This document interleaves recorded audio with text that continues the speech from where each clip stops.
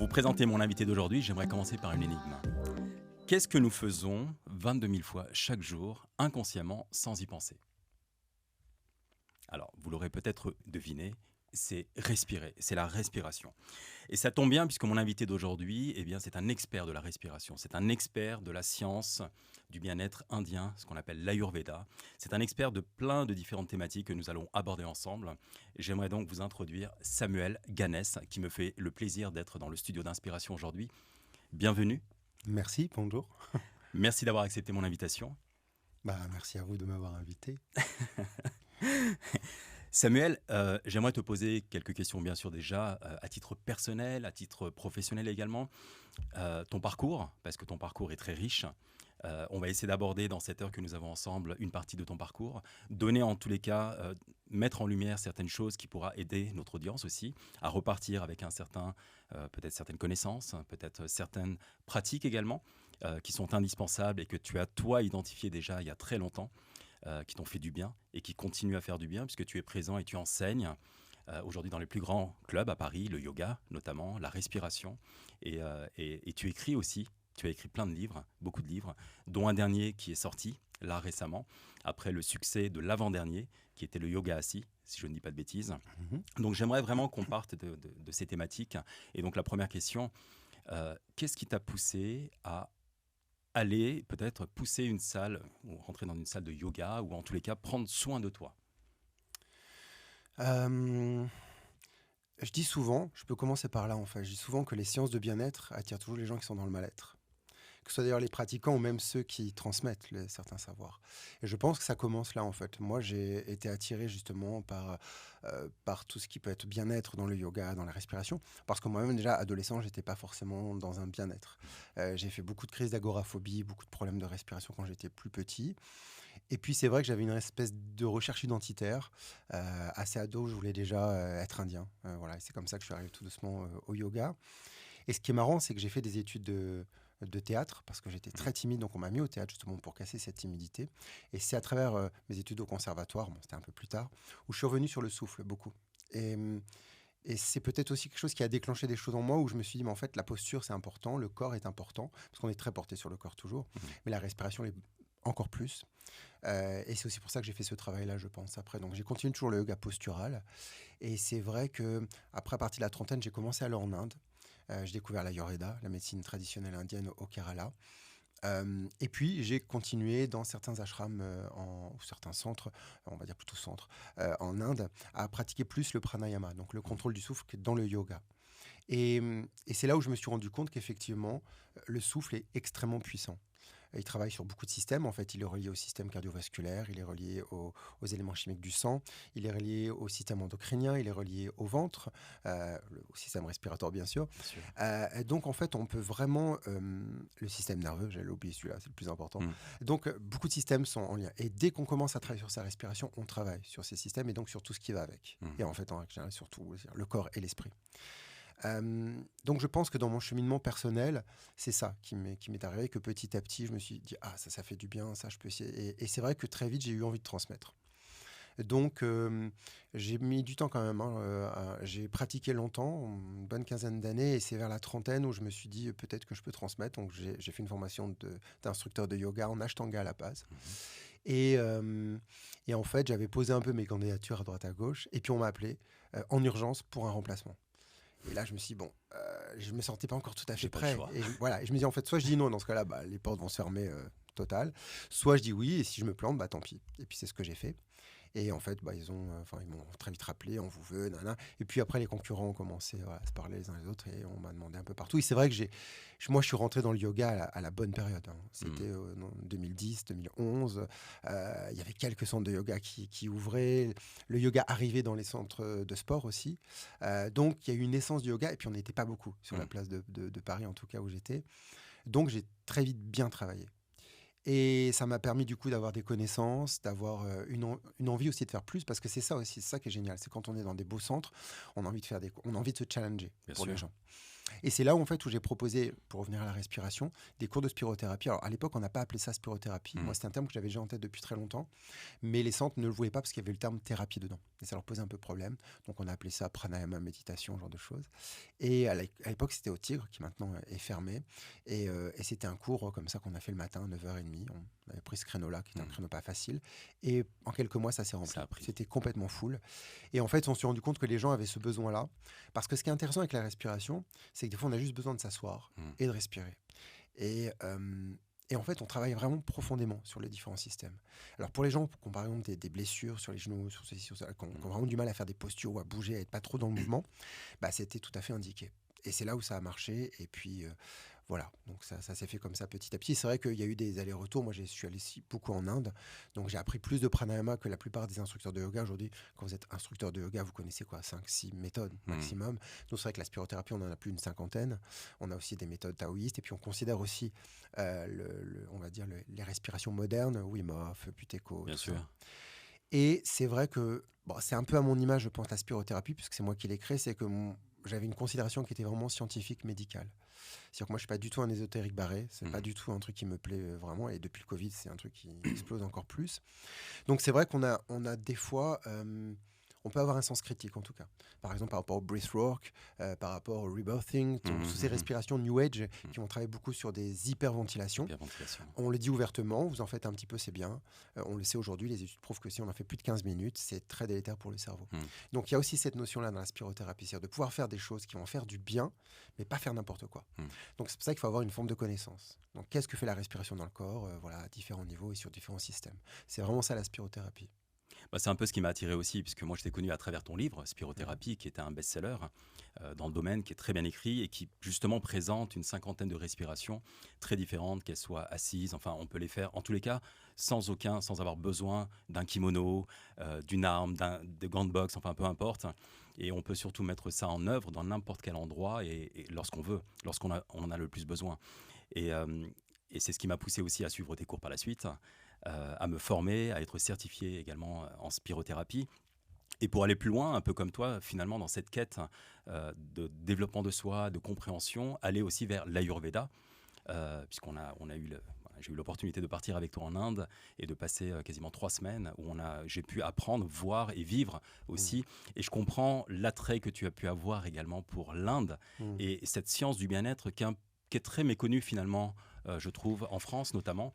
Elle est méconnue parce que, alors déjà, il faut comprendre que c'est le premier système de santé, médical, on dit d'ailleurs, c'est souvent la première médecine du monde. Et en fait, ce qui est intéressant, c'est que l'Ayurveda est accessible, mais il faut quand même avoir quelques clés. Je dis souvent, quand les gens veulent aller dans le yoga, dans l'Ayurveda, enfin tout ce qu'on appelle la culture védique, c'est-à-dire la culture traditionnelle indienne, je dis souvent aux gens, pensez rond, ne pensez pas carré. Parce que le problème qu'on a, nous, les Occidentaux, c'est qu'on aborde tout de façon très cartésienne. On veut tout mettre dans des cases, tout est gris ou noir ou blanc. Sauf que non. Il y a des choses qui se modulent, il y a des choses qui changent, on évolue. Et donc, du coup, à partir de là, c'est ça qui est intéressant. L'autre chose qui, des fois, met un petit peu une barrière pour les Occidentaux et surtout pour les femmes, c'est débile ce que je vais dire, mais c'est vrai, c'est la omniprésence de l'huile. Il y a beaucoup d'huile, tout le temps, des huiles à mettre dans les cheveux, dans la peau. Oui. Et donc, c'est vrai qu'il y a des gens qui disent, oh, l'huile, tout le temps dans les cheveux. Bon, voilà, c'est un peu ça. Mais, bon, ce qui est génial, c'est que l'Ayurveda, et moi, c'est ça que j'aime aussi. Ça s'est fondé, comme le yoga d'ailleurs, dans des civilisations anciennes où il y avait des cultures religieuses et ésotériques animistes. Donc, on est très en rapport avec la nature.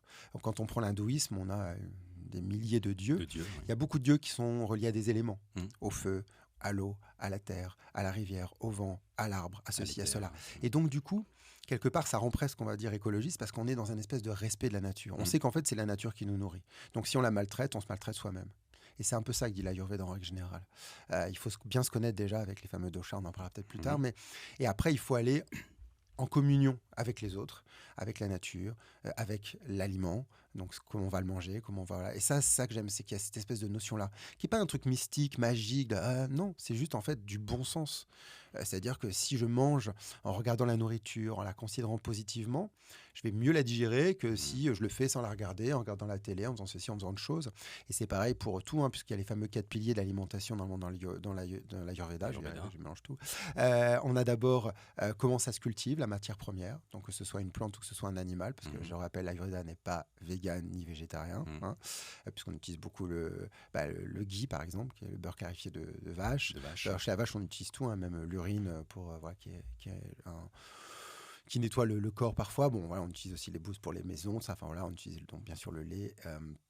On utilise beaucoup le miel aussi, des abeilles, hein. Donc voilà. Donc, et puis il y a des fois certaines recettes anciennes comme des bouillons avec de la viande qu'on met par exemple. Donc on sait que voilà, il n'y a pas de Rien n'est perdu. de considération de vegan ou voilà, ou de végétarien là-dedans. Et en fait, ce qui est intéressant, c'est donc on considère d'abord la matière première.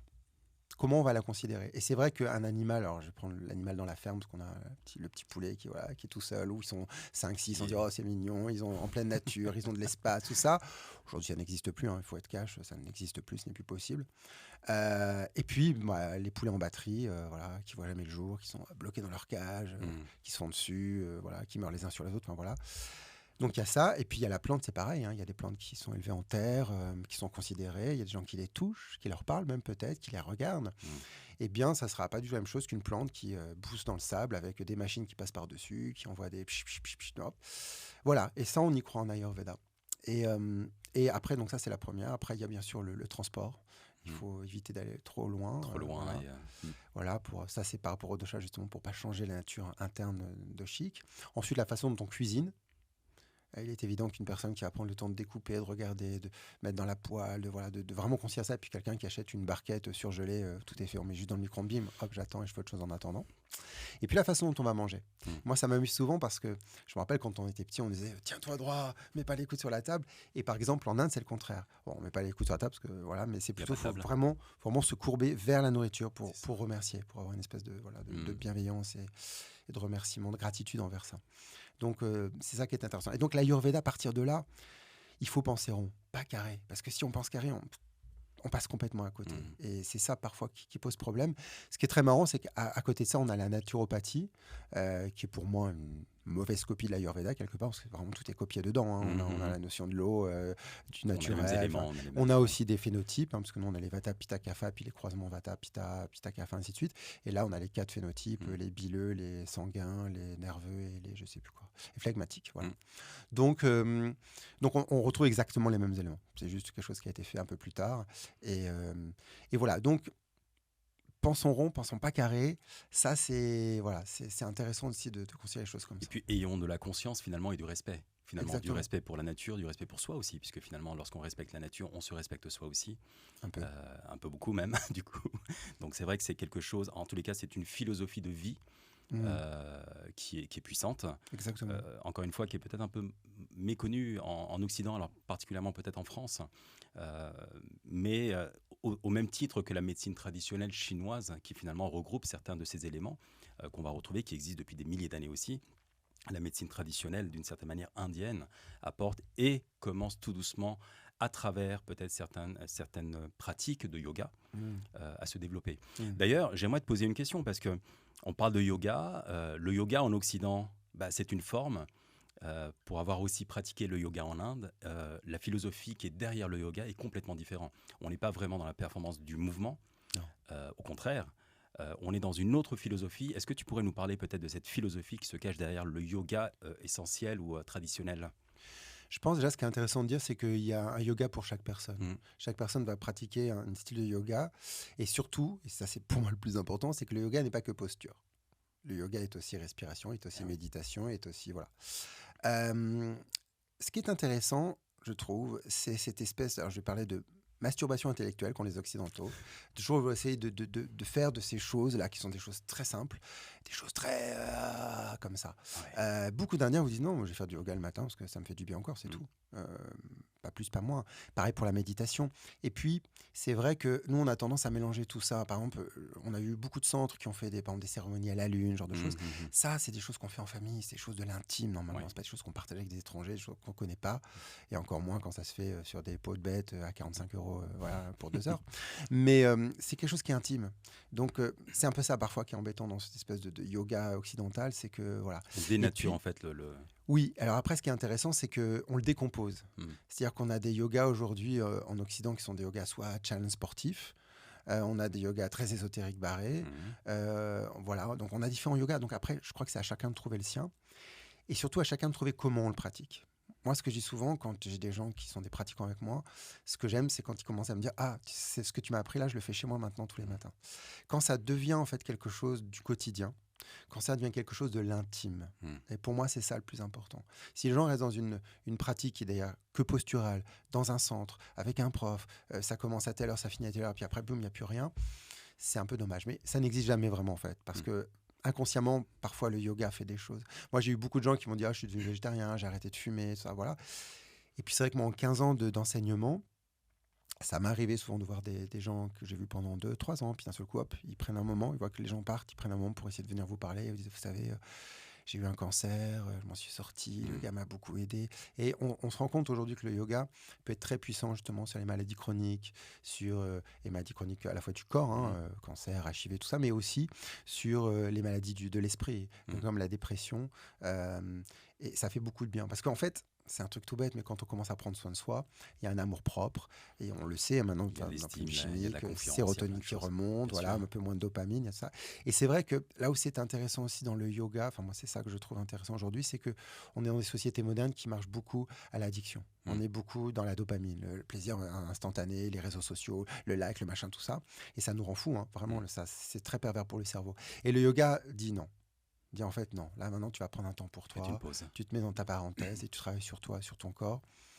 C'est une notion que j'aime bien. L'autre notion que j'aime beaucoup dans le yoga, c'est la souffrance. Mhm. Parce que souvent, quand on fait des postures, alors je parle de la posture, il y a une forme de souffrance. C'est-à-dire que quand on s'étire un ischio-jambier en étirant la jambe, en faisant ça, voilà. Alors il y a une forme de plaisir, mais il y a une forme de souffrance. Et cette souffrance qui est plutôt, même on pourrait dire peut-être une douleur corporelle, là où je la trouve intéressante, c'est qu'à force, on s'habitue. Et c'est ce que je dis souvent. Je vois chez les yogis, donc je parle de yogis, donc je parle d'hommes qui pratiquent le yoga. Je trouve qu'il commence à y avoir des similitudes avec certaines femmes. En règle générale, quand on regarde dans la société, on voit que les femmes ont plus l'habitude de la souffrance que les hommes. C'est souvent peut-être dû à leurs règles, il y a plein d'autres choses. Le corps de la femme est peut-être voilà, plus sensible aussi sur certaines choses. Voilà. Mais en tout cas, en règle générale, on le sait, par rapport à la douleur, les femmes résistent un peu plus, sans vouloir être sexiste ou quoi, parce qu'après, il y a des différences partout. Et ce que je trouve avec le yoga intéressant, c'est que je trouve qu'on va un peu là-dedans. C'est-à-dire que la douleur, à force de s'y habituer, ben, on y résiste un peu plus. Et il y a aussi le hatha yoga où on est souvent dans la posture, on reste, cette espèce de niaque, de détermination qu'on se met dans les yeux, dans la tête, on y va. Et ça, elle grandit en nous. Et quoi qu'on en dise, cette niaque-là, cette détermination, on l'a après dans la vie de tous les jours. Donc là où c'est intéressant, c'est quand le yoga transforme la personne au point que ça influe sur sa vie personnelle et sur son mental et sur son corps. C'est là où c'est intéressant. Pour finir sur la question, parce que c'est quand même ce que tu me demandais sur le yoga traditionnel, l'Inde est en train de bouger, c'est un peu intéressant de voir ça aussi. C'est-à-dire qu'il y a un yoga très traditionnel, comme tu dis, qui est un yoga du rituel en fait. C'est un rituel. C'est quelque chose qu'on fait parce qu'il faut le faire, parce qu'on nous a appris de le faire. C'est comme se brosser les dents, c'est comme faire le nettoyage du nez si on a envie, c'est comme se brosser donc les dents, se brosser les cheveux, c'est comme s'habiller, prendre le temps de s'habiller. Tout est rituel. D'ailleurs, j'en parle beaucoup dans Manovia Parla, c'est-à-dire que le rituel est très important. Plus vous allez mettre des rituels dans votre vie, plus ça va vous ponctuer des repères et plus le cerveau va être un peu plus tranquille. Et ça, c'est aussi très important. Donc, le yoga traditionnel, si tant est qu'il existe, je ne sais pas, il est toujours en train de se transformer. En tout cas, ce qui est intéressant, c'est que pendant longtemps, beaucoup de classes de l'Inde ont lâché le yoga, même l'Ayurveda. Moi, je me rappelle d'une amie qui s'était formée en Ayurveda. On lui a rayonné quand elle a dit qu'elle faisait de l'Ayurveda parce que c'était pas... Voilà. Et c'est pareil pour le yoga. Il a fallu que ça repasse en Occident pour qu'on se dise « Ah, non, en fait, c'est pas mal le yoga. Et que ça revienne un peu plus. Et là-dedans, il y a des gens qui vont pratiquer le yoga comme on pratique le Kalarippayat, l'art martial indien, dans un côté très rituel, très traditionnel, parce qu'on leur a appris comme ça. Mais vous avez dans des salles de Bombay, vous avez des gens qui font du yoga comme on le fait à Paris ou ailleurs. C'est-à-dire que dans un centre, de façon des fois plus sportive, avec de la musique, tout ça. Et c'est pas grave. En fait, je crois que du moment que ça fait du bien aux gens, peu importe, il ne faut pas avoir de jugement, si c'est trop ésotérique, trop ceci, trop cela, il faut que les gens juste fassent quelque chose. Et déjà, c'est bien. Si après, ça s'introduit dans leur vie, leur rituel, c'est très bien. Mais c'est pareil, hein, moi j'ai vu des gens commencer du yoga, faire 2-3 ans, puis après lâcher. Et puis je les ai recroisés un jour dans la rue, ah oui, moi j'ai arrêté le yoga. Il n'y a pas de problème. Il n'y a pas de problème. Enfin, on peut faire autre chose dans la vie. Il y a d'autres choses. C'est des cycles en fait. C'est des cycles aussi parfois. Et parfois on revient parce qu'on sait que ça nous a fait du bien à un moment donné, donc C'est ça. on y retourne. Et c'est des choses qui sont pratiques. Et la notion de rituel, elle est intéressante. Et j'aimerais aussi rebondir là-dessus par rapport au bien-être, puisqu'on parle beaucoup de bien-être, et tu en as parlé tout à l'heure. Le bien-être attire souvent des personnes qui sont dans le mal-être. C'est quoi pour toi le bien-être, le mieux-être? Puisqu'on en parle beaucoup, mais en réalité, être bien, c'est quoi? Et comment, justement, le fait de mettre des rituels, tels que la respiration, tels que peut-être des postures très simples dans sa vie, peut permettre de passer à un autre niveau, aussi bien mental que physique, et de se sentir bien, tout simplement. Mmh. Alors déjà, je crois que la notion du bien-être, c'est un peu comme la notion du bonheur, elle échappe un peu à tout le monde et c'est chacun Mhm. qui a la sienne en fait. Et d'ailleurs, elle peut changer en fonction des moments, d'étapes de vie qu'on a. Mais le rituel, le vrai rituel, ça c'est pareil aussi, ça interroge souvent sur la notion du sacré. Mhm. Et moi, j'aime souvent poser aux gens la question, qu'est-ce qui est sacré pour vous dans votre vie? Qu'est-ce qui est sacré? Est-ce qu'il y en a assez pour vous? Est-ce qu'il faut en rajouter plus?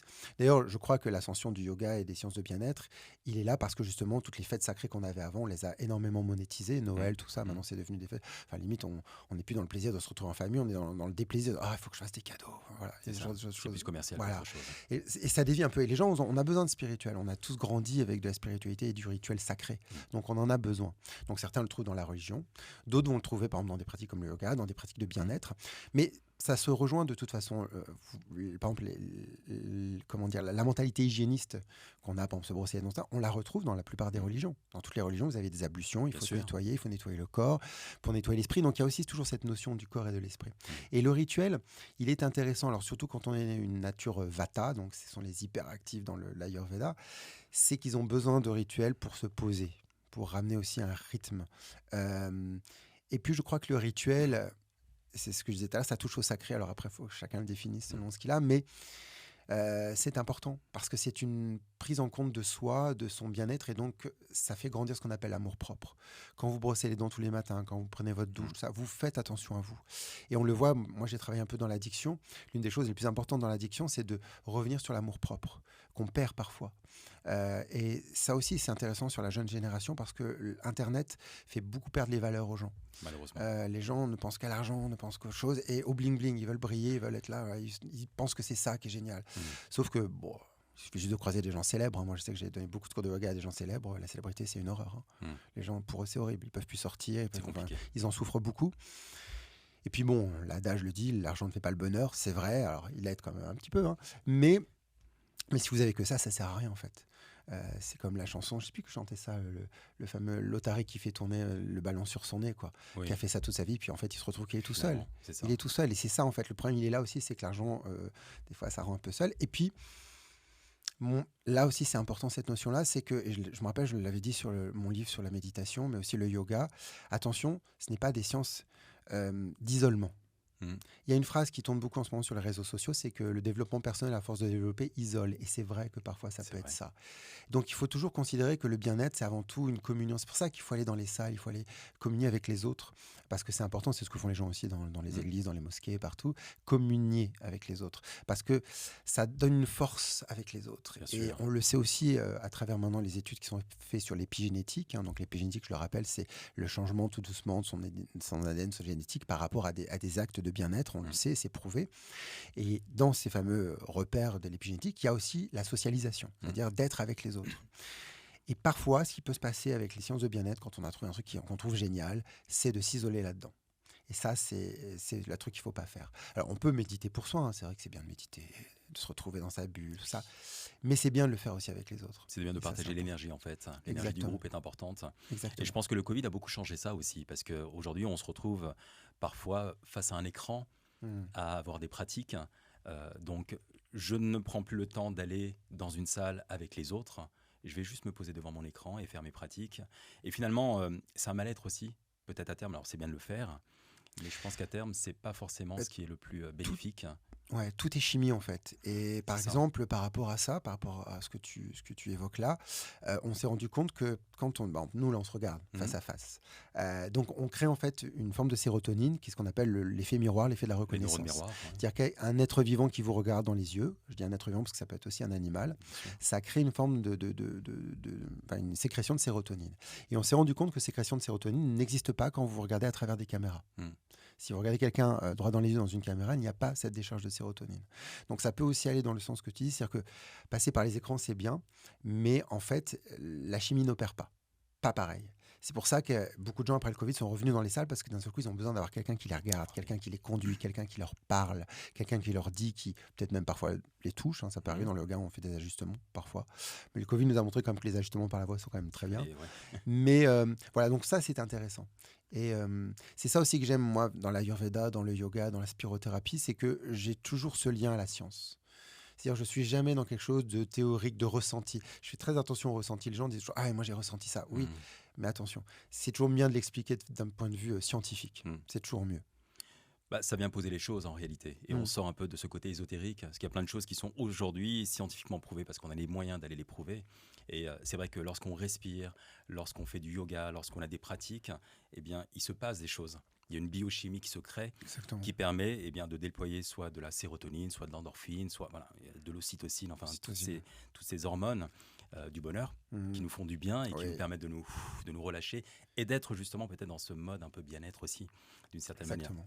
Pour revenir là-dessus, parce que tu as parlé d'un des formats, on va dire, d'une nature, il y a une chose que j'ai appris en Inde, c'est qu'on ne pouvait pas changer sa nature. Et que c'était compliqué quand même d'aller contre sa nature. J'aimerais que tu ouvres un petit peu cet espace des Vata, des Pitta, des Kapha, rentrer un petit peu plus dedans, et peut-être de rassurer aussi certaines personnes par rapport où elles en sont physiquement, mentalement aussi, qu'il faut peut-être plus travailler dans ce sens que d'essayer d'être dans la nature de quelqu'un d'autre. Alors, ce qui est intéressant, justement, tu traites aussi d'un sujet qui est très intéressant, c'est le fatum, la fatalité. Aujourd'hui, il y a beaucoup de gens qui pensent que tout est fatalité. Ah, j'ai ça, je ne peux pas faire autrement. Et ça, c'est très conduit aussi par les courants idéologiques modernes. Tout est fatalité, voilà. Sauf que ce n'est pas vrai. Rien n'est fatalité totalement. Et l'épigénétique, par exemple, le montre, c'est-à-dire qu'on peut tout à fait se modifier sans aucun problème. Et c'est pareil, du coup, avec l'Ayurveda. Alors, effectivement, il y a cette fatalité des phénotypes. Donc, effectivement, alors je vais faire court si vous voulez que je fasse un petit exposé d'Ayurveda si personne ne connaît. Je vais prendre la main. Voilà, donc tu as 5 éléments, d'accord. Donc tu as d'abord l'éther, E-T-H-E-R, je dis bien l'éther parce que souvent les gens entendent en 2 mots l'éther, non, c'est l'éther. Donc l'éther, c'est le vide, c'est le néant, c'est voilà, il n'y a rien. Voilà, on va dire il n'y a rien. L'éther, ensuite on a l'air, d'accord. Ensuite on a le feu, ensuite on a l'eau et ensuite on a la terre. En fait, on dit que l'éther, qui était l'espace, voilà, le vide intersidéral, à travers donc dans ce vide est arrivé l'air, qui a créé un mouvement. L'air et l'éther sont rentrés en contact, ce qui a donné une explosion, le feu. C'est un peu le Big Bang. Le feu, par condensation, a donné l'eau. Et l'eau, par dépôt, a donné la terre. C'est pour ça qu'on a les 5 éléments comme ça. Et je parle de ces 5 éléments parce que c'est ces éléments-là qui fondent la conception des doshas. Doshas, ça veut dire les humeurs. C'est les piliers de l'Ayurveda. C'est pas un hasard si notre cher...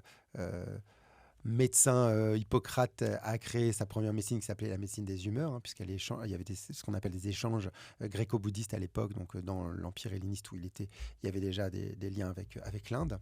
D'ailleurs, il y a une impératrice qui a été mariée à un roi indien, bon, peu importe. Bon, en tout cas, il y a des Indiens qui ont du sang grec.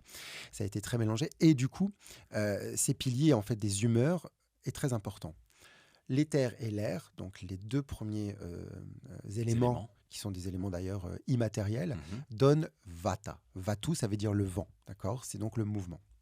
On a ensuite le feu et l'eau. J'allais commencer par l'eau, mais c'est d'abord le feu. Le feu et l'eau.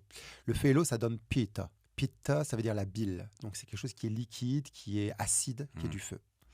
Et on a ensuite les 2 derniers, qui sont donc l'eau et la terre. Donc là, ça donne kapha. Kapha, ça veut dire le mucus, un peu de la boue.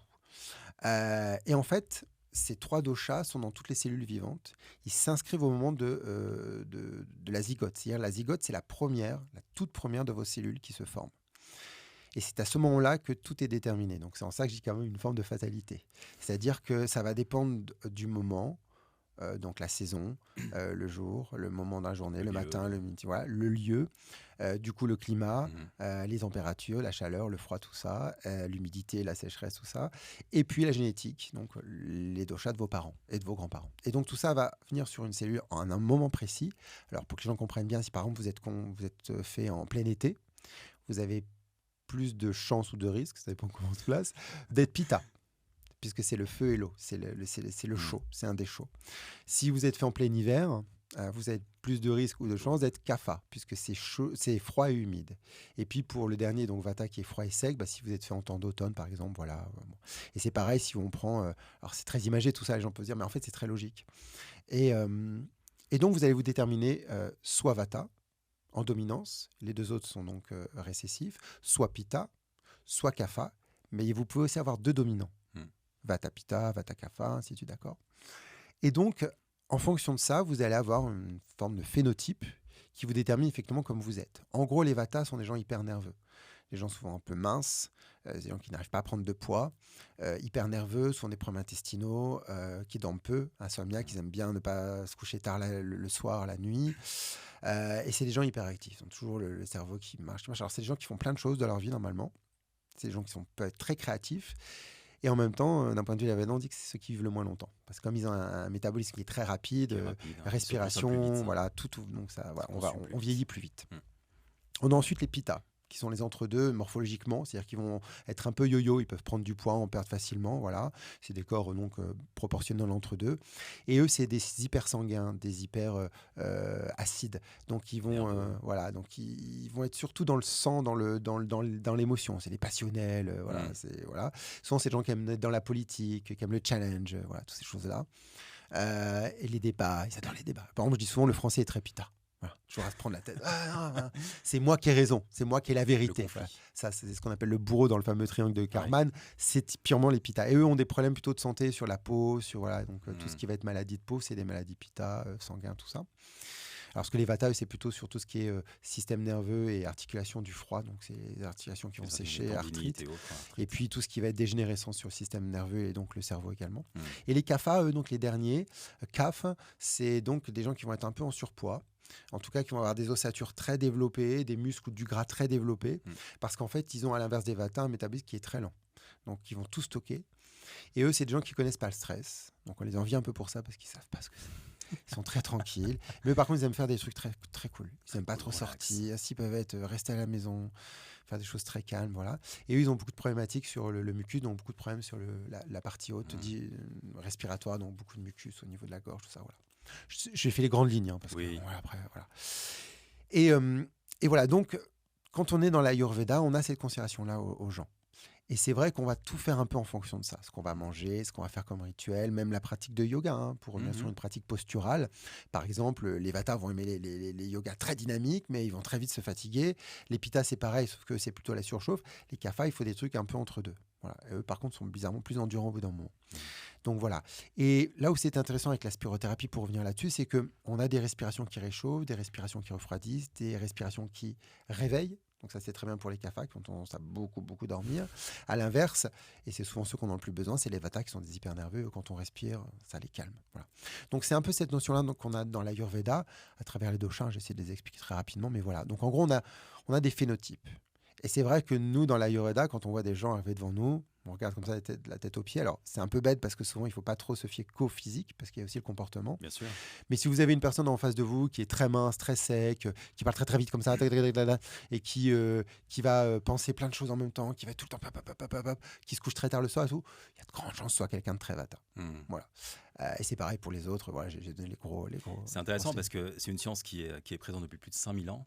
Et aujourd'hui, en fait, on voit un petit peu dans les sciences modernes du coaching ou autres, reprendre ces mêmes formules, peut-être un peu plus agrémentées, mais retrouver justement les profils types qu'on retrouve en entreprise, notamment, tiens, et lui, il est rouge, et lui, il est vert, et lui, il est dans le MBTI, c'est ça, ça, ça. Donc, c'est intéressant de voir que finalement, rien n'est inventé ou réinventé. Mais moi, c'est pour ça que j'aime autant l'Ayurveda, c'est que c'est vraiment une médecine, une philosophie ancienne qui a plus de 5000 ans. Et aujourd'hui, moi, quand je regarde tous les courants de pensée, que je vois toujours, il y a toujours de nouveaux trucs qui arrivent, je me dis, mauvaise copie. Mauvaise copie. Naturopathie, pour moi, c'est une très mauvaise copie de l'Ayurveda. Il y a plein de choses qui ne vont pas. Donc, mais voilà, après, chacun fait son chemin aussi. Mais en tout cas, voilà, moi, j'aime vraiment l'Ayurveda pour ça. Vraiment. Pour revenir un petit peu à la respiration aussi, puisque c'est un sujet qui est important, tu as écrit un livre là-dessus, qui a, comme je disais tout à l'heure, un best-seller. Si tu avais...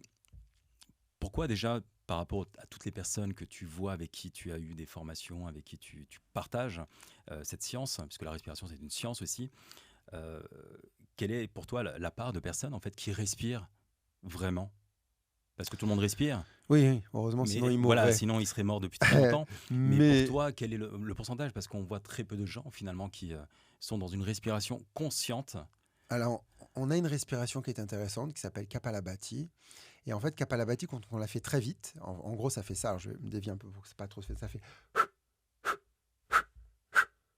Et en fait, on arrive à le faire très vite comme ça.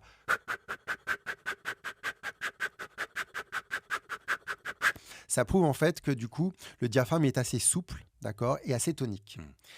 C'est un peu ça le repère, pour voir si les gens sont des bons respirants ou des mauvais respirants, en gros. Et en règle générale, bon, celle-là, elle est assez compliquée. Quand on fait une séance, il y a toujours, allez, on va dire, si on a 20 personnes, il y a toujours 2-3 personnes qui arrivent très bien. Et les autres sont à la ramasse. Et c'est à peu près les chiffres qu'on donne, c'est qu'il y a à peu près 80% des gens qui respirent mal. Voilà. Alors, respirer mal, ça veut dire quoi? Ça veut dire respirer trop rapidement, de façon trop saccadée, voire de façon pas régulière. Et bon, bah, c'est normal parce qu'en fait, il y a ce qu'on appelle le cercle vicieux. C'est-à-dire qu'une émotion négative va s'emparer de votre personne. Alors, ça peut être la peur, ça peut être la dépression, ça peut être le manque, ça peut être La voilà, colère, plein, ça peut voilà, être, la colère. Donc, à partir de là, on va accélérer la respiration, ou elle va être saccadée. D'accord? À partir de là, ça va créer une inflammation dans le corps, puisqu'en fait, ce qu'il faut comprendre, c'est que les échanges gazeux de la respiration, c'est-à-dire j'inspire, je ramène de l'oxygène, j'expire, j'enlève du dioxyde de carbone. Ce dioxyde de carbone, c'est du poison. S'il reste trop dans notre corps, au bout d'un moment, il va commencer à créer des inflammations. C'est ce qui se passe, parce que souvent, quand on respire peu, enfin rapide, on va en fait enlever la qualité des expirations. Donc, on va commencer à avoir un corps où il y a beaucoup plus de dioxyde de carbone, mais aussi de toxines Hmm. et de gras, puisque c'est les trois choses qu'on va Eh oui, surtout rejeter dans l'expiration. Du dioxyde de carbone, les toxines et 80% du gras organique hein, qu'on rejette quand même. je pense que ça va Ouais. beaucoup intéresser les gens, ça. Oui, c'est pour ça que je dis toujours ce chiffre, parce que les gens se disent, oh, 80%. Voilà. On dit entre 78 et 84%, donc moi je dis toujours 80%, c'est plus rapide. 80% du gras organique, alors quand je parle du gras, c'est pas le petit gras dit peu du ventre ou des hanches, hein, c'est le gras qui est contenu dans votre sang, dans les organes, et c'est lui qu'on va rejeter avec les expirations. Et donc, les gens qui respirent mal, on va dire, par donc ces émotions ou ces états chroniques émotionnels qui sont pas bons, eh bien, ils vont créer une forme d'inflammation dans leur corps. Et en fait, c'est effet boule de neige, c'est-à-dire que cette inflammation, elle va grandir et ça va créer encore plus de choses et encore d'autres maladies chroniques. À l'inverse, il y a le cercle vicieux. C'est-à-dire qu'on va tout simplement juste faire de la respiration. Et en fait, alors la Earthmet Institute qui a créé la cohérence cardiaque fait beaucoup d'études là-dessus. Et ils ont prouvé, par exemple, qu'avec juste 5 minutes de respiration profonde, vous allez en fait ramener votre pH sanguin à un pH neutre, c'est un pH de 7,4, c'est-à-dire que vous allez monter un peu l'oxygène, descendre le CO2, et du coup, comme le sang passe partout dans votre corps, Eh vous oui. allez irriguer dans ce cas-là tout votre corps, une désinflammation du corps. Donc ça, c'est une très bonne chose. Et ce qui est intéressant, c'est que ce pH sanguin de 7,4, quand vous avez fait juste 5 minutes de respiration, eh bien, il reste pendant 4 heures. C'est pour ça que la cohérence cardiaque vous dit souvent de le faire 3 fois par jour, matin, midi et soir, parce que c'est à peu près espacé de 4 à 5 heures, ce qui permet en fait à chaque fois de désacidifier un peu l'organisme. Voilà. Alors ça, c'est quand même une notion qui est assez intéressante. Et c'est ça aussi aujourd'hui qui est intéressant, c'est que, et bon, j'en parle beaucoup dans la spirothérapie, c'est qu'il y a beaucoup d'études aujourd'hui qui nous montrent que respirer, bon, c'est bien, tout le monde le fait, mais respirer bien, c'est encore mieux. Et alors pour ça, vous avez plein de méthodes. C'est ça qui est intéressant. C'est que vous avez des méthodes qui vont être des méthodes très simples, très basiques. Vous allez juste faire des inspires, des rétentions, des suspensions. Alors rapidement, l'inspiration, ça capte l'oxygène. Ça, les gens le savent. Il y a la rétention poumon plein, c'est-à-dire qu'on va inspirer, on va bloquer. Ça permet de rouvrir la surface interne de vos poumons. Les gens ne le savent pas, on a entre 100 et 140 mètres carrés de surface interne de bronches et de bronchioles. C'est assez grand. Incroyable. Après, on a l'expiration, donc la dimension détox. Moi, j'appelle souvent la détox. Parce que, alors, pareil, le terme détox, c'est un terme du bien-être. Oui. En médecine, on déteste ce terme détox. Mais bon, le corps se détoxifie tout le temps. Mais on peut accélérer cette détox. D'accord? Et là, en l'occurrence, c'est le cas, quand on expire plus. Et puis, on a à la fin la rétention poumon vide. Celle-là, les gens ne l'aiment pas. Parce qu'elle stresse un peu quand on commence. Mais d'ailleurs, c'est ce qu'on veut. Qu'est-ce qui se passe quand vous allez vider vos poumons et vous allez bloquer? Alors, vous ne pourrez pas vider complètement vos poumons parce que le diaphragme ne peut pas aller complètement vider jusqu'en haut. Mais on pourrait vider 60-70% max. Bon, déjà, si on fait ça, c'est énorme. Et en fait, qu'est-ce qui se passe quand on vide et qu'on bloque? En 555 millièmes de seconde, donc c'est même pas une seconde, c'est 555 millièmes de seconde, donc c'est extrêmement rapide. Votre cerveau s'est dit, waouh, je vais manquer d'oxygène, parce que lui, il faut de l'oxygène, du sucre et de l'eau. Voilà. Et donc, il se dit, il faut que je motive la montée d'oxygène. Donc, il va demander à la rate, ce petit organe ici à côté du pancréas, il va lui demander de produire des globules rouges, ce qu'il peut faire parce qu'il le faisait quand on est à l'état fœtal. Et ces globules rouges, en fait, vont monter dans le sang et vont permettre en fait d'aller déstocker l'oxygène qui est dans les organes et dans les muscles pour l'apporter au cerveau. Dans une pratique respiratoire normalement contrôlée, on va, après la rétention poumon vide, refaire une inspiration. Donc automatiquement, on va ramener de l'oxygène. Donc par palier, en fait, on va monter l'oxygène dans le sang. Donc c'est pour ça que je dis toujours aux gens, les rétentions poumons vides, ça fait peur au début et c'est normal. D'ailleurs, ça pourrait rentrer dans ce qu'on appelle les lois d'Hormèse, c'est-à-dire qu'on va mettre le corps dans un état de danger qui fait que le corps va automatiquement sécréter des choses pour essayer d'être dans la survie. C'est ça. Et là, c'est typiquement ça, en fait. Et voilà, et ça, c'est intéressant. Donc, on va petit à petit, par un cercle vertueux, créer des choses positives dans le corps. Alors là, je vous parle des respirations basiques, mais après, vous avez les respirations abdominales, où on va travailler, par exemple, sur le massage du système digestif, qui va être très bon. On va donc, bien sûr, travailler sur le sang, les teneurs du sang, le rythme cardiaque. Si vous ralentissez votre respiration, vous ralentissez le rythme cardiaque. Donc, c'est plutôt bon, surtout pour les Vata qui sont très... Vous avez un impact sur le système nerveux. Ça, c'est très intéressant parce que votre système nerveux autonome, ce qu'on appelle les fonctions végétatives, c'est-à-dire des choses que vous faites sans avoir à les commander, comme les battements du cœur, la digestion. La respiration en fait partie, mais la respiration, c'est la seule fonction végétative qu'on peut contrôler. Et donc, ce système nerveux autonome, il est relié à votre respiration. Quand vous inspirez, vous motivez le système orthosympathique, le système de l'action. Donc, c'est celui qui va ramener du sang dans les muscles, celui qui va accélérer le cœur, qui va bloquer un petit peu la digestion. On l'appelle souvent, aux États-Unis, on l'appelle le fight or flight, c'est-à-dire je m'envole, je fuis ou je combats. Donc, c'est vraiment celui où on doit être alerte. Et là, les muscles se gorgent, sauf les muscles de la vessie, qui, à l'inverse, vont se relâcher pour qu'on n'ait pas envie d'aller faire pipi à ce moment-là, parce qu'il faut être combattant. C'est marrant de voir que c'est un muscle contraire à tous les autres. Et donc, ce système orthosympathique, il est motivé par l'inspiration. Donc, à chaque fois que vous inspirez, vous motivez celui-là. Et à l'expiration, c'est le parasympathique. C'est donc l'autre face de la pièce de monnaie qui, lui, va faire tout le contraire. C'est-à-dire qu'il va relancer, il va enlever le sang des muscles, il va relancer en fait la digestion, il va calmer le mental et donc il va donner envie d'aller faire pipi, caca et tout ça. C'est ce qu'on appelle le rest and digest, c'est-à-dire le repos et la digestion. C'est ce qui manque aux gens en général. Donc c'est pour ça qu'il y a beaucoup de méthodes où l'expiration est plus longue que l'inspiration parce qu'automatiquement on va motiver le parasympathique et donc motiver un état justement de relaxation chez la personne. Voilà. Et de repos et de digestion. Donc dans un état de stress, s'il y a bien une respiration en tous les cas à mettre en œuvre, c'est l'expiration. Parce que souvent lorsqu'on dit respire, les gens prennent une grande inspiration en remontant les épaules, etc. Donc ça n'a pas beaucoup d'effet. En fait, ça se fait naturellement. Il y a un truc qui arrive très simple, ce qu'on appelle, je fais des... Voilà. Le long soupir quand on est agacé, quand on fait plein de choses, quand on est surmené, d'un coup on stoppe et on fait... Alors bien sûr, il y a un bon inspire, mais il y a aussi surtout un grand expire. L'expire est très fort. Il faut savoir que l'expire peut descendre à 98% les sécrétions de noradrénaline, qui est donc comme l'adrénaline qui va booster. Et ça va aussi descendre les cortisols. Parce qu'en fait, ce qui est intéressant aussi d'un point de vue... Alors, il y a un système aussi endocrinien qu'on travaille avec la respiration. Et on va souvent, par des respirations sonores, par exemple, où on va sécréter donc du coup de l'ocytocine. L'épiphyse et l'hypophyse, en fait, subissent souvent par les vibrations. C'est la même chose que de chanter, par exemple. Quand on chante sous la douche, ça nous fait du bien. C'est dû à ça. Quand on écoute de la musique, par exemple, dans les transports ou ailleurs, eh bien, en fait, ces vibrations dans le système vestibulaire va automatiquement sécréter de l'ocytocine. Donc cette ocytocine, souvent on appelle, alors, la presse féminine appelle ça l'hormone de l'amour. C'est pas tout à fait vrai, plutôt l'euphorie. Enfin voilà. Et en fait, en tout cas, c'est vraiment la contre-hormone du cortisol qui lui est sécrétée par les surrénales et qui est vraiment l'hormone du stress. Donc voilà. Donc il y a effectivement un effet tout de suite. Et c'est ça que j'aime dans la respiration. Et c'est peut-être aussi la meilleure réponse à donner. Pourquoi la spirothérapie ? Parce que c'est rapide, efficace et simple. N'importe qui peut le faire. On peut tous apprendre des méthodes de respiration. On peut les faire n'importe où, n'importe quand. Quand on se réveille la nuit, qu'on n'arrive pas à s'endormir, il y a des respirations pour se rendormir. Quand on a du mal à s'endormir le soir, il y a des respirations pour essayer de s'endormir. Quand on a du mal à se réveiller le matin, il y a des respirations pour se donner. Voilà. Et c'est aussi ce qu'on peut utiliser quand on a le coup de barre à la sieste, là, quand on vient de faire le déjeuner, qu'on doit repartir travailler.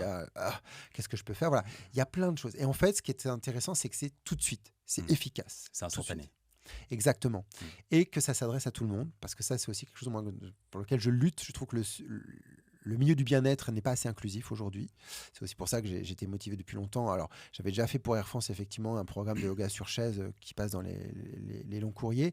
Mais c'est vrai que ce livre que j'ai sorti là, donc, en février 2024, le Yoga Assis, donc chez Erol, il était pour moi très important. C'est vraiment l'aboutissement de tout un travail que j'ai fait, puisque je me rappelle même quand on faisait des vidéos chez Neoness Live, je faisais du yoga sur chaise pour les personnes à mobilité réduite. Et justement, la respiration s'adresse vraiment aux personnes à mobilité réduite. Vous pouvez être et être dans un fauteuil, par exemple, quoi. Vous pouvez respirer. D'accord. Et c'est pareil pour plein d'autres personnes à mobilité Personnes réduite. qui sont. Donc c'est ça qui est intéressant, c'est que ça s'adresse à tout le monde, c'est tout de suite, c'est maintenant. C'est aussi pour ça peut-être que le livre de spirothérapie a bien marché, parce qu'effectivement il propose 50 méthodes, donc il y a de quoi faire. C'est pareil aussi, ce qui est intéressant, c'est que parfois il y a des méthodes qui plaisent plus que d'autres. Bien sûr. Il y a des méthodes qui réchauffent, alors on dit ah celle-là je l'aime bien, ah celle-là elle m'étouffe un peu. Donc vous pouvez choisir. Et c'est un peu comme un alchimiste, hein. Vous avez une En fait, il y a une étagère. palette, c'est ça, Exactement, et vous choisissez ce que d'ingrédients et vous on voulez. choisit. Exactement. Et c'est intéressant. Et puis, tu as donné plein d'arguments aujourd'hui pour les personnes qui n'y avaient pas pensé ou qui, pour elles, n'étaient pas forcément un sujet, de tous les avantages et les bénéfices que peut permettre d'avoir la respiration. Si tu avais juste une respiration peut-être simple pour commencer pour les personnes qui n'ont jamais travaillé dessus, ça serait laquelle? Vraiment la plus basique, juste pour commencer. La préliminaire, ce qu'on appelle samavriti, hein, qui veut dire donc les temps semblables. Sama comme semblable, pareil, ou same en anglais. Et vriti, ça veut dire les temps. Alors, il y a beaucoup de gens qui font, et ça c'est aussi, il faut faire attention à ça. C'est pour ça que c'est important de rendre la technique intelligible. Il y a beaucoup de gens maintenant qui reprennent des méthodes et qui donnent des nouveaux noms. Donc on a partout dans le milieu du bien-être. Et par exemple, Samavriti a ça. C'est-à-dire que beaucoup Samavriti, ils changent les temps et ils enlèvent souvent la rétention poumon vide. Ce qui est une erreur, parce qu'il faut vraiment faire les 4 phases. Ouais. Donc en gros, Samavriti, c'est quoi? Je vais explorer les 4 phases. Inspiration par le nez, rétention poumon plein, expiration par le nez ou par la bouche, ensuite une rétention poumon vide. D'accord. Et en fait, qu'est-ce qui va se passer? On va d'abord le faire sur des temps de 4, 4, 4, 4, 4. Ensuite, on va faire sur 5, 5, 5, 5. Et ensuite sur 6, 6, 6, 6. Alors, ça a l'air de rien, mais passer de 4 à 5 puis à 6, en fait, ça monte les paliers. Ce qui fait qu'en fait, tout doucement, on étire la respiration. Donc, quelque part, on la ralentit. En ralentissant la respiration, le rythme respiratoire, on ralentit le rythme cardiaque, on rentre plus d'oxygène, on enlève plus de dioxyde de carbone, de toxines et de gras. Et donc, d'un seul coup, il y a tout un côté vertueux qui arrive. Et celle-là, elle est très simple, d'autant plus qu'elle ne fait pas de bruit. Vous pouvez la faire n'importe où, même au bureau, ou même à côté de votre conjoint ou de votre conjointe qui est en train de dormir en pleine nuit. Je vais faire ça tranquillement. Voilà. Vous pouvez le faire. C'est vraiment des pauses, en réalité, physiologiques et mentales. Qui, comme tu le disais tout à l'heure, de manière très courte, puisque en 5 minutes, vous changez déjà énormément de choses dans votre corps et vous envoyez un message à votre cerveau qui est intéressant, qui est « je relaxe ». Ce qui est intéressant, c'est qu'on le sait aujourd'hui avec les méthodes respiratoires, on a la même chose qu'avec la méditation, avec l'hypnose, c'est qu'en fait, alors si c'est fait pendant un certain temps, c'est pas en 3 secondes, mais même au bout de quelques minutes, ça arrive sur certaines personnes, après on est tous plus ou moins sensibles à ça, c'est qu'on va descendre en fait la fréquence du cerveau et souvent on l'amène ce qu'on appelle en θ. Le θ, c'est cet état où en fait on est entre le sommeil et l'éveil.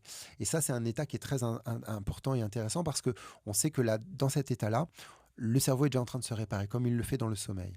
Et par exemple, les gens qui ont des problèmes de sommeil, qui dorment très très peu, s'ils font de temps en temps comme ça des pratiques qui leur permettent de tomber dans l'état θ, c'est très bon pour leur cerveau, ça permet de réparer tout doucement un peu les choses. L'état θ, c'est l'état dans lequel on se retrouve lorsqu'on est en méditation, enfin en tous les cas lorsqu'on a une pratique de méditation récurrente. Tu as écrit 2 livres, si je ne me trompe, sur la méditation. C'est quoi pour toi la méditation? Parce qu'on entend beaucoup de choses. On doit être posé dans un endroit pour faire ci, on doit penser à rien, Est-ce que c'est ça la méditation en réalité pour toi? Et d'après ton apprentissage en Inde notamment, c'est quoi ce regard sur la méditation? La méditation, c'est un focus.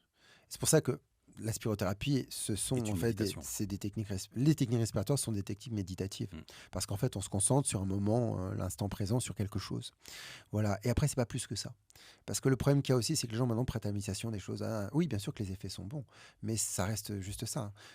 En fait, ce qu'il faut comprendre, et c'est ça que j'aime aussi, ça rejoint peut-être un peu ce que tu parlais tout à l'heure avec la vision traditionnelle de l'Inde, c'est que pour beaucoup d'Indiens, même pour beaucoup de gens qui font ça traditionnellement, c'est que méditer, c'est comme faire de la prece yoga, faire de la respiration, c'est comme aller aux toilettes, c'est comme se brosser les dents, c'est des choses qui font du bien au corps, mais c'est pas plus que ça. Il n'y a pas de pouvoir il n'y a pas de pouvoir magique, il n'y a pas de machin. Non, le pouvoir magique, en fait, ce qu'on pense être de la magie, c'est de la science. C'est pas de la magie en fait. Faire monter de l'oxygène dans son sang, faire monter ceci, voilà. Sourire, c'est pas de la magie. Voilà. Donc voilà, il faut juste en fait mettre des choses comme ça bienveillantes dans le corps et dans l'esprit. Et donc oui, la méditation, c'est un moment de focus. Alors il y en a plein qui font de la méditation, ils se rendent pas compte. Moi, je vois plein de gens quand je prends les transports en commun, ils sont avec leur truc, ils sont là, ils sont sur leur... Ça, c'est de la méditation. Quand on lit un livre, il y a une forme de méditation. Quand on regarde un film, on est focus dessus, sauf si on pense à plein d'autres choses en même temps. Voilà. Quand on fait l'amour, quand on est dans l'acte sexuel, on est sur un moment moment de plaisir, aussi de communion. Bon, sauf si on est tout seul, ça arrive aussi. Mais ce que je veux dire, c'est qu'on est sur un moment de concentration sur soi, sur le moment, et c'est aussi une forme de méditation. D'ailleurs, on le voit, quand on commence à faire l'amour, la respiration s'étire beaucoup plus. Ouais. Voilà, donc ça, c'est intéressant aussi. C'est vrai qu'on a un rythme respiratoire qui est complètement différent, qui nous fait du bien du coup. Beaucoup dans l'expire. Dans cette notion, alors pour revenir rapidement à l'ouvrage, au précédent ouvrage, en tous les cas le yoga assis, Ouais. Chez Erol. Chez Erol, effectivement, il y a une vraie demande qui s'est créée autour de ça parce que la sédentarité est une problématique. Les gens sont de plus en plus mal parce qu'ils ne bougent plus, parce qu'ils ne viennent pas finalement à leur nature, ils ne reviennent pas à leur nature. On est quand même des êtres humains faits pour bouger, pour être en mouvement. Et que ce soit les écrans, que ce soit les bureaux aujourd'hui, la configuration en tous les cas nous pose et nous empêche de bouger réellement et nous pousse à être dans cette sédentarité. Comment toi, quelle a été ton approche par rapport à ce yoga assis ? Comment tu l'as développé ? Quels sont les bienfaits aussi ? Alors bien sûr, on imagine, mais... Je le dis souvent, le yoga assis, c'est le vrai yoga. Parce que souvent, les gens pensent que le yoga, c'est des postures debout, c'est l'arbre, c'est tout ça. Mark Singleton l'a prouvé avec ses écrits. Le yoga debout n'existe que depuis 1830-1850, c'est-à-dire à peine 2 siècles. Et le yoga est là depuis très longtemps. Enfin, après, on ne sait pas exactement, parce que voilà, mais bon, on va dire qu'il est là depuis assez longtemps. Et en fait, le yoga avant était un yoga assis. Voilà. Toutes les postures d'ailleurs sont assises. D'ailleurs, les puristes vous disent que le vrai yoga, c'est le yoga assis. Voilà. Donc, à partir de là, tout est possible. Je l'ai dit dans mon livre sur le yoga sur chaise, mais il y a une étude qui a prouvé que passer plus de 50% de son temps, donc entre l'éveil et le coucher, assis, ça a les mêmes problématiques et les mêmes effets que le tabagisme. Voilà. Pourquoi ? Parce qu'en fait, de rester assis, on ne bouge pas. Donc, ça va créer des problèmes coronariens au niveau du sang, au niveau du cerveau, voilà, même au niveau des organes. On a tendance à s'affaisser. Donc, il y a des organes qui ne reçoivent beaucoup moins de sang. Donc, voilà, il y a des choses qui vont se créer qui sont délétères. Et là où c'est intéressant, c'est que d'un seul coup, un yoga assis, c'est que des postures. Alors, on peut en faire très facilement, comme ça, même juste ça, juste s'étirer. Parce que pareil, l'étirement, c'est du yoga, quelque part. Croiser les jambes, se tourner d'un côté, se tourner de l'autre. Ça a l'air de rien, mais en fait, ça fait beaucoup. C'est vrai qu'aujourd'hui, on est beaucoup dans la performance. Donc, on pense que la pratique physique, c'est le bootcamp, c'est le running, c'est tous ces trucs cardio. Il faut être au bout de sa vie. Non. En fait, vous n'avez pas besoin d'être au bout de votre vie tout le temps. Non, vous faites juste faire des mouvements, voilà. Tu disais que c'est vrai que le monde moderne nous obligeait un peu à être assis, mais c'est terrible aussi. Les cerveaux modernes nous obligent aussi à être assis. Beaucoup de gens aujourd'hui ne veulent pas bouger, voilà, être là, machin. Donc voilà. Et puis, comme tu le disais aussi très bien, le bureau, les transports en avion, enfin tout nous bloque dans des postures assises souvent. Et c'est vrai que quelque part, c'est assez bête à dire, mais le yoga sur chaise est quelque part une très bonne solution dans le sens où si on a quelques postures en tête, on a juste à rester assis, hop, je vais croiser mes jambes, je vais mettre d'un côté, hop, je vais faire ça, je vais me croiser de l'autre. Des choses très simples finalement. Et c'est exactement ce qu'on retrouve dans le yoga postural, dans toutes les séances de yoga traditionnelles. Vous allez faire des flexions avant, des flexions arrière, des torsions, des compressions, des ceci, des cela. C'est exactement la même chose.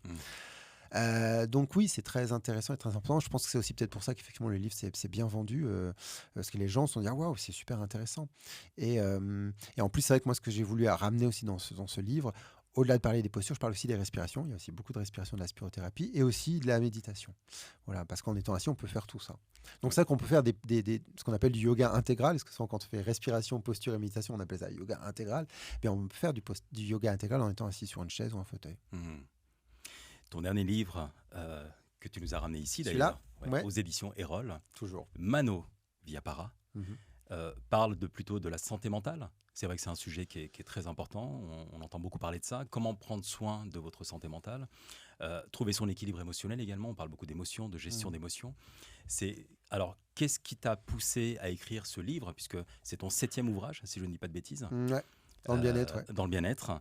7e ouvrage. Et tu es passé par le corps, tu es passé par plein d'éléments finalement pour arriver vers cette notion de santé mentale. Donc, tu fais un peu le 360.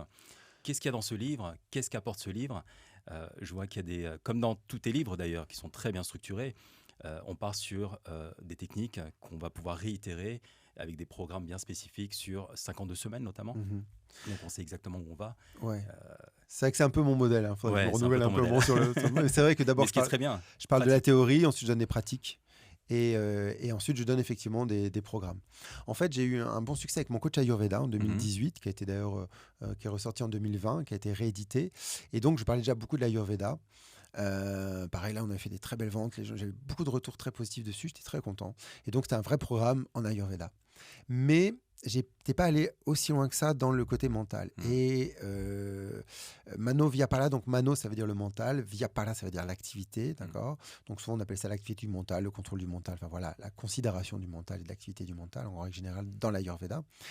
Et c'est marrant, ça n'existe. Il n'y a aucun ouvrage sur l'activité mentale à travers l'Ayurveda. Ça sera le C'est premier le premier ouvrage, ouvrage. même en anglais, ça n'existe pas. Et je me suis dit, waouh, il y a quand même une lacune là-dessus. Donc je suis allé rechercher tout ça, toutes les notions en fait aussi qui sont attrait à l'émotion et à l'intellect dans l'Ayurveda. Par exemple, il y a deux cœurs dans l'Ayurveda, il y a le cœur intellectuel, le cœur émotionnel. Toutes ces notions-là, les notions aussi de discipline. On a 6 disciplines normalement, celle du corps, du mental, social, enfin voilà, il y en a 6 en tout. Voilà, il y a plein de choses comme ça intéressantes. Et puis, ce qu'on appelle les mantras. Parce que mantra, souvent les gens pensent que c'est des récitations. Alors ça peut, mais c'est pas vraiment ça. Mantra, mana, ça veut dire, on retrouve mana, mano, le mental, et utra, ça veut dire l'outil. C'est-à-dire l'outil du mental. Et en fait, les mantras, c'est que des outils qui sont faits pour le mental. Donc, par exemple, vous en avez plein. Vous avez le svadhyaya, c'est-à-dire l'auto-analyse. On va s'auto-analyser sur des choses. Voilà, vous avez l'apaisement du mental. Vous avez le soliloque, c'est-à-dire comme parler tout seul. Est-ce que ça fait du bien? Ça se paraît structuré. Voilà. Il y a plein de choses comme ça qui sont intéressantes. Et donc, j'ai voulu remettre ça en lumière et me dire on peut travailler avec ça aussi d'un point de vue de l'émotion. Et puis, bien sûr, je parle de la nourriture pour un meilleur mental. On parle aussi un petit peu des respirations. On parle du Vastu Shastra, qui est donc la façon dont on va gérer son intérieur. Parce que tout le monde pense que c'est le Feng Shui qui a créé cette notion bah non, c'était en fait bien avant en Inde, justement, le Vastu Shastra. C'est-à-dire comment... Alors, c'est un principe plus qu'intérieur, parce que c'est carrément extérieur. C'est comment on construit les édifices pour qu'ils soient bien alignés avec les planètes. Bon. Mais il y a quand même des considérations et des règles de l'intérieur qui sont très intéressants parce qu'en fait, dans le Vastu Shastra, on considère que tout l'espace vide d'une habitation sont remplis par une entité. Et en fait, cette entité, elle est bien en fonction de ce qu'on va mettre chez soi. Par exemple, il faut éviter les coins pointus. Il faut plutôt des coins arrondis, parce que les coins pointus vont lui faire mal. Quand il y a beaucoup de bazar, quand on met tous les trucs au-dessus des armoires, ça c'est pareil. Et donc, en fait, plus on va perturber en fait, cette énergie de cette entité-là, moins le mood intérieur va être bon. Okay. Donc voilà. Et donc, il y a plein de règles à mettre en place. Bon, il y a des règles qui sont censées faire le ménage, ranger les choses. Bon, c'est un peu, voilà. Mais même, il y a des notions de couleur, des notions de ce qu'on peut mettre. Par exemple, je vais revenir sur l'Ayurveda, je donne souvent cet exemple-là. Je vous rappelle donc Kapha. Kapha qui est donc stagnant, qui est donc de l'eau, qui est donc humide, eh bien, il y a ce principe de Kapha dans les chambres. C'est-à-dire qu'on dit souvent qu'il faut mettre un vase avec des fleurs coupées dans la chambre, parce que les fleurs coupées, c'est des fleurs mortes. Donc c'est inerte. L'eau dans un vase, c'est inerte et c'est de l'eau, c'est humide et c'est froid. Donc ça va créer en fait une forme de kapha dans la chambre. Et le kapha, comme c'est ce qui est propre au sommeil, ça va permettre de dormir un peu. Dormir mieux. Oui, tout est vu comme ça. Donc voilà, il y a vraiment des visions très ayurvédiques. Et donc voilà, donc il y a des couleurs spécifiques pour les chambres, et puis bon, aussi les portraits. Enfin, il y a plein de choses. Il y a des hôtels. Enfin, qu'est-ce qu'on peut faire chez soi? Et ça fait partie aussi d'une structure intérieure. On le dit souvent, quand on fait le ménage chez soi, on fait aussi le ménage dans sa tête. Là, c'est la même chose. Si vous avez un intérieur rangé, propre, vous sentez mieux dans votre tête. C'est pareil. Et tout ça contribue au mental. C'est pour ça que le mental, c'est pas juste des techniques. C'est comme si je disais, le corps, c'est juste des postures de yoga. Non, il y a tout ce qui va autour. Et c'est pour ça que la culture védique, elle est parfois difficile aux gens, parce que c'est toute une remise en question, toute une discipline à mettre en place pour plein de choses, et que parfois les gens disent, j'ai pas le temps. Voilà. C'est compliqué. C'est compliqué. D'ailleurs, en parlant de discipline, je sais que tu as des rituels que tu m'as partagés aussi, que j'utilise aujourd'hui. Tu peux peut-être les partager également le matin, par exemple. Quels sont tes rituels? Alors, on va dire physique d'abord, et puis effectivement, il y a le côté mental aussi. Mais deux, trois petites choses que tu peux donner comme ça, comme tips. Alors, les rituels du matin, par excellence, c'est les rituels de nettoyage qu'on retrouve dans les ablutions de la plupart des religions. C'est-à-dire que normalement, on va se brosser les dents, on va se racler la langue. On va faire ce qu'on appelle le neti, donc la douche nasale salée dans le nez, qu'on va passer d'une narine à l'autre pour bien nettoyer tous les sinus. D'accord, ça va nettoyer également les yeux, donc ça va nettoyer toute la zone ORL. Il faut savoir que dans l'Ayurveda, on dit que la zone ORL, c'est la zone d'entrée. La bouche et le nez, c'est les deux portes d'entrée de l'organisme. S'ils sont sales, le reste de l'organisme est sale. Et donc, on va décharger les toxines qu'on a accumulées pendant la nuit. Dans la bouche, dans les sinus, tout ça. Donc, on va nettoyer tout ça, le nettoyage du visage, avant le nettoyage des mains, le nettoyage des parties intimes aussi, bien sûr, ça fait partie. Donc voilà, après, il y a l'eau chaude, le fameux Ushapan. Usha veut dire l'aurore et pan, la boisson. Donc Ushapan, c'est une boisson chaude qu'on va sans additifs. Donc normalement, ça peut être une tisane, mais on évite l'été parce que c'est un peu acide. On évite tout ce qui va bien sûr être ajout de sucre, ce genre de choses. En fait, l'idée, il faut comprendre comme ça, là je reviens toujours sur le côté un peu scientifique, c'est que l'estomac, le matin, il est à jeun, sauf si on s'est réveillé en pleine nuit et qu'on a mangé avant, comme au ramadan, il y a des gens qui peuvent le faire. Hein, ça peut arriver. Mais en règle générale, on va dire que vous avez mangé le soir et vous avez passé toute votre nuit. D'accord ? Donc vous n'avez pas mangé pendant, on va dire, 6 heures à peu près, 6-7 heures. Donc l'estomac est devenu vide, puisque normalement, il faut 4 à 6 heures pour digérer. Et à partir de là, si vous buvez de l'eau chaude le matin, vous amenez de l'eau chaude sur un estomac qui est vide, et comme c'est chaud, température assez proche du corps, l'estomac ne va pas le reconnaître. Donc, il ne va pas engager de digestion, il va laisser l'eau passer dans le duodénum et les intestins. Donc, ça va faire une douche intestinale. Donc, qui va permettre d'hydrater, ça c'est très bon pour les vata aussi. Mais ça va nettoyer en fait tous les conduits digestifs. Et là où c'est intéressant, c'est que ça réhydrate le corps. Souvent, les gens me disent « Ah, mais comment ça se fait que tu as la peau qui est belle, ça machin ?» Mais je dis en fait, déjà, l'hydratation, par exemple, du visage ne passe pas que par des crèmes que vous allez vous mettre sur le visage. Bien sûr. C'est aussi ce que vous allez manger. Si vous allez voir, d'ailleurs, il suffit de prendre les gens qui fument, qui assèchent beaucoup le corps, on voit très vite les fumeurs. Et bien là, c'est pareil. Quand vous buvez de l'eau chaude le matin, vous hydratez énormément votre corps et ça passe par là. Donc, normalement, c'est aussi une façon de nettoyer. Hein, comme tu disais, donc, c'est ce qu'on appelle des kriyas. Voilà. Et donc, il y a ces choses-là. Ensuite, on peut y ajouter effectivement des méthodes respiratoires le matin. Moi, j'adore faire Prachardhana, donc avec la rétention pommide, avec le ventre qui rentre, voilà, pour bien creuser le ventre. Ça a un double effet, c'est-à-dire qu'on va faire monter l'oxygène et les globules rouges dans le sang. Enfin, on va faire monter aussi le dioxyde qui part, mais on va faire aussi monter la sérotonine, puisque quand on masse le ventre, les intestins, il y a un acide aminé qu'on appelle le tryptophane, qui est le précurseur de la sérotonine. Donc, ça va sécréter de la sérotonine dans le sang. La sérotonine, c'est l'hormone qui vous maintient en mode humeur à la cool. Voilà. Après, il y aurait plein d'autres méthodes, mais je dirais qu'ensuite, ce qu'il faut faire, c'est chacun prendre ses méthodes. D'ailleurs, c'est ce que je propose souvent dans les livres. J'en propose plusieurs pour que les gens puissent se dire « Ah, je prends un peu de ça, je prends un peu de ça, je prends un peu de ça ». En tout cas, quand on veut rentrer là-dedans, et ça, c'est important de le dire, ne faites jamais tout d'un coup. Moi, je vois, il y a des choses que j'ai commencé quand j'étais ado, puis après plus tard, voilà. Et j'aurais tout fait d'un coup, peut-être que j'aurais lâché tout, parce que ça aurait été trop d'un coup. Donc souvent, le mieux à faire, d'ailleurs, c'est ce que je propose dans Manovia, il y a des programmes, c'est d'ajouter petit à petit une chose l'une après l'autre, toutes les semaines, toutes les 2 semaines, toutes les 3 semaines, rajouter quelque chose. Progressivement. Exactement. Et puis après, vous voyez ce qui vous va pas. Voilà.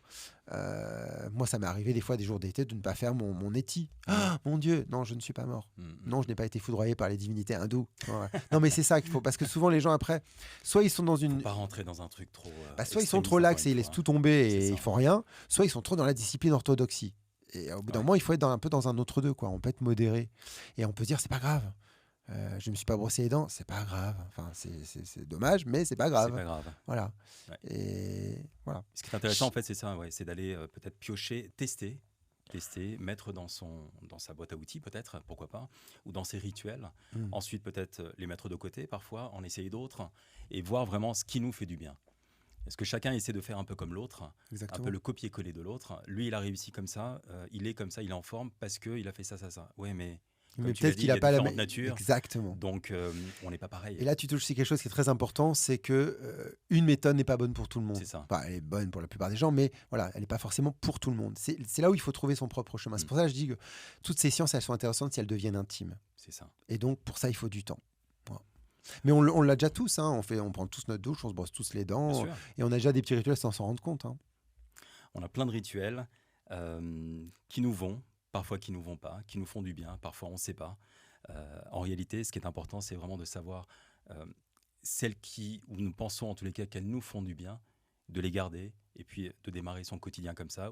En tous les cas, ce qu'on voyait aussi, c'est il y a plein de rituels du matin, comme là tu viens d'en citer quelques-unes. Il y a des rituels du soir aussi, qui sont très importantes, qui nous permettent justement de rentrer dans cette notion de qui a été repris à travers les 10, 3, 2, 1, 0. Hein, ça a été repris à chaque fois. Ça, c'est pareil, ça vient de l'Ayurveda, je l'explique dans le livre de Manovia-Pala. C'est-à-dire que normalement, 10 heures avant, on va dire que vous vous couchez à 22 ou 23 heures. Bon. C'est-à-dire que 10 heures avant, vous devez arrêter tous les excitants. Pas de café, pas de coca, pas de. Voilà, tout ce qui va être. Voilà. Donc, ça, c'est la règle 10. Après, vous avez les 3, c'est de finir d'ingérer avant d'aller se coucher. C'est-à-dire qu'on doit normalement arrêter de manger, arrêter de boire 3 heures avant de se coucher. Pourquoi ? Tout simplement parce qu'en fait, on va commencer après le sommeil sur une digestion qui va se finir tout doucement et on aura une phase de sommeil plus grande sans digestion. Et c'est souvent, moi j'ai vu beaucoup de personnes qui avaient des problèmes de fatigue vraiment chroniques parce qu'en fait, c'est des gens qui mangent juste avant d'aller se Mmh. coucher. Et en fait, pendant qu'ils dorment ou ils devraient se régénérer, bah, ils sont en train de digérer. Digérer. Et le corps, il fait le choix, hein. Mmh. C'est-à-dire qu'il se dit, ah, il y a un corps étranger dans l'estomac, bah, c'est lui qu'il faut Faut que je commencer. donne. Ouais. Donc il va commencer par digérer. Et s'il a un peu de temps après qu'il a fini la digestion, il fera peut-être effectivement la régénérescence du corps. Mais s'il Mmh. n'a pas le temps, il ne le fait pas. Donc du coup, après, les gens sont fatigués. 2 heures avant, il faut arrêter normalement tout ce qui est travail. Donc on laisse tomber les téléphones, les machins, tout ça. On arrête de On répondre, éteint de son se prendre la ordinateur, tête. c'est Voilà, mmh. c'est ça. Et 1 heure avant, on tamise. D'accord. C'est-à-dire que, alors, attention, parce que les gens me disent, ah oui, il ne faut pas les écrans, c'est pas bien. Alors, vous prenez les Vata, si vous le mettez dans le noir complet, le silence complet, c'est la meilleure façon de ne pas les faire dormir. À l'inverse, il y en a au contraire qui vont regarder une série, un truc sur, voilà, sur Qui une vont s'endormir plateforme, avec, et tout doucement, ils vont, hop, hop, tout doucement, ils vont s'endormir devant. Donc, voilà, il faut juste réduire effectivement la luminosité, c'est plutôt ça, Mmh. parce que la lumière trop forte, effectivement, n'engage pas la mélatonine. Si vous avez aussi du mal, des fois, à vous endormir, un truc tout simple dans l'Ayurveda, c'est qu'on dit il faut sortir, il faut aller marcher dehors de nuit. Mmh. Parce qu'en fait, quand vous marchez dehors de nuit, en fait, votre épiphyse et votre hypophyse repèrent qu'en fait, il fait nuit. Donc, ils repèrent que tout doucement, il faut commencer à sécréter de la mélatonine. Mmh. Et ça, c'est aussi l'effet pervers de notre société moderne, c'est qu'aujourd'hui, on fait tout pour aller à l'inverse de ce qu'il faut faire. Par exemple, le soir, maintenant, les gens, avec leur travail, sont tellement pris la journée que le soir, c'est l'exutoire. Donc le soir, au contraire, on va faire la fête. Le soir, on va boire de l'alcool. Le soir, on va faire des choses. Le soir, on va essayer de rattraper De le temps. rattraper ce qu'on a Voilà. ce qu'on pense Et avoir donc, perdu. du coup, et là, en fait, le problème, c'est que c'est un engagement très négatif sur notre sommeil. Ah oui. Et le problème, c'est que le sommeil, c'est la base, hein. Si on n'a Mmh. pas un bon sommeil, la bonne santé n'est pas bonne. Enfin, elle n'est pas là. Donc, c'est important, ces rituels du soir. Mais c'est vrai que ça rend aussi dans une vie un peu austère. Moi, quand les gens me disent, ah bon, tous les soirs, tu vas te coucher à 22 h, tu fais ça, nan. Oui, mais non. En fait, des fois, non. Je me couche des fois tard. Des fois, je vais au cinéma. Mmh. Des fois, je fais autre chose. Je vais voir des amis. Voilà, ça m'arrive. Et puis, des fois, même, je fais des nuits où je vais me coucher très tard parce qu'il y a une nuit comme ça, je vais me faire Mmh. plaisir. Bon, ça arrive. Mais c'est pas tout le temps. Voilà, c'est ça aussi. C'est là où on revient à l'idée de discipline. Et puis, je finirai peut-être là-dessus à travers l'Ayurveda, c'est qu'il y a cette notion que chaque jour est un nouveau jour. Chaque jour, voilà. Et que pendant qu'on dort, le corps se remet un petit Il peu se à zéro. régénère, il se Donc, chaque jour, c'est comme on dit, c'est une nouvelle vie, hein. mmh, mmh, En mmh. fait, quand on est dans l'Ayurveda, on se dit qu'on est dans une renaissance chaque matin et dans une petite mort chaque soir.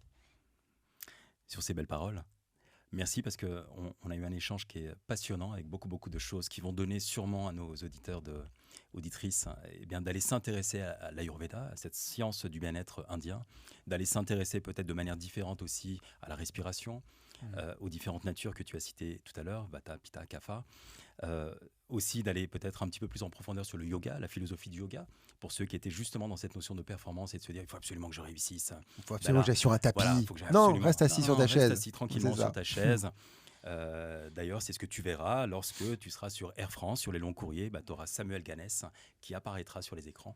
C'est ce qui s'est passé d'ailleurs il y a quelques temps, où il te montrera des exercices. Donc voilà, en fait, ce qui est important, c'est de bouger.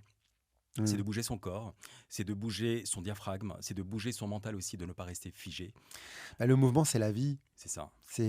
Alors, je vais faire un petit truc, les gens, ça va peut-être les faire rire, mais il y a un film de zombies là, avec Brad Pitt, World's Edge, je crois. Et lui, il est dans la médecine, tout ça, et à un moment, il trouve refuge chez une famille, je crois, indienne ou pakistanaise. Ils sont dans l'appartement, et ils se disent, il y a des zombies partout, il faut rester là. Et lui, en fait, il dit non, il faut jamais rester au même endroit parce que il faut partir, il faut bouger. Parce qu'en fait, l'immobilité, c'est la mort. Le mouvement, c'est la vie. Il dit ça d'un point de vue de la santé, enfin, point de vue médical. Et c'est pareil dans l'Ayurveda. Il faut du mouvement. Le mouvement, c'est le principe. Mais il faut aussi du mouvement un peu plus lent parfois. Le mouvement trop rapide, c'est... Voilà. Ouais, je pense qu'il faut savoir équilibrer. Ce qu'on retrouve dans les arts martiaux, le tai chi, c'est lent. Voilà. Il y a des manières en fait, de revenir à soi et de bouger son corps d'une manière différente, mais surtout en s'écoutant. En essayant de comprendre en fait quels sont les messages de notre corps aussi. Qu'est-ce qu'on a envie? Parce qu'un jour peut-être qu'on a envie de se dépasser un peu, un autre jour on a besoin peut-être de se relâcher un petit peu, Exactement. D'aller moins vite, d'aller mieux se focuser sur des parties peut-être de notre corps aussi ou de notre tête, sur nos pensées. Donc il y a vraiment différentes manières de le faire. Et moi je vous invite vraiment à travers cet échange que nous avons eu à aller tout d'abord parce qu'il est dans les kiosques. Tu peux peut-être remontrer voilà, aux éditions Erol, Mano Viapara. Voilà. Je vous invite vraiment à aller chercher ce livre et le lire parce qu'il est passionnant, tout d'abord. Et aussi aller voir les autres livres, les autres ouvrages qui sont tout aussi passionnants et qui donnent vraiment des clés de développement de développement personnel qui vous aideront dans votre quotidien. Alors, moi, j'ai l'habitude, donc merci encore une fois pour cet Merci. échange, et j'ai l'habitude en fait de poser un certain nombre de questions en rafale, hein, avec une réponse très rapide. Ok, La rafale. voilà, c'est vraiment... Alors, tu en as parlé, mais une routine à mettre en place chaque jour. Boire de l'eau chaude le matin, Super. à jeun.